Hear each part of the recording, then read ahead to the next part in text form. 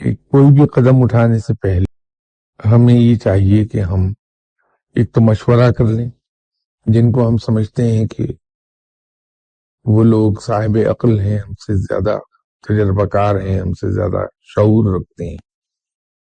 دوسری چیز یہ ہے کہ جو اللہ تعالیٰ نے ہمیں عقل عطا فرمائی ہے اور جو ذہنی صلاحیتیں عطا فرمائی ہیں، ہم انہیں بروئے کار لاتے ہوئے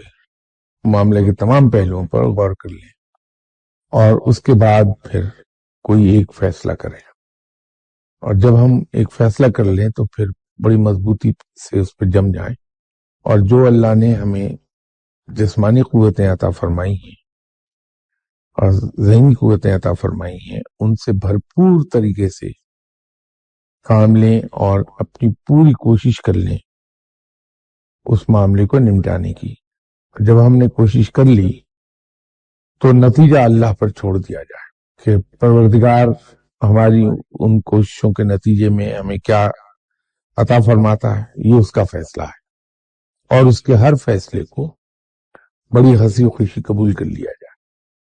جہاں تک رکاوٹوں کی بات ہے تو رکاوٹیں تو ہر معاملے میں کوشش کرتے ہوئے آئیں گی، کوشش آدمی کرتا ہی وہاں ہے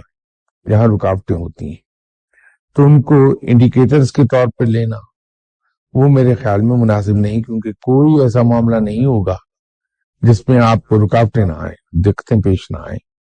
تو اگر ہم نے ان رکاوٹوں اور دقتوں کو ایز انڈیکیٹرز ریڈ کرنا شروع کر دیا تو پھر تو ہم ہاتھ پہ ہاتھ دھر کے رہ گئے، ہر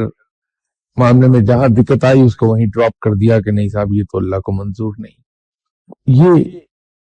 چیز مناسب نہیں ہے، وہ بے عملی کی طرف لے جائے گی ہمیں۔ تو کوشش ہم پر فرض ہے، وہ بھرپور کوشش کی جانی چاہیے، اور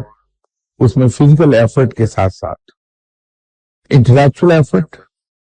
اور عقل کا استعمال اور مشورہ یہ ضرور استعمال کیجیے۔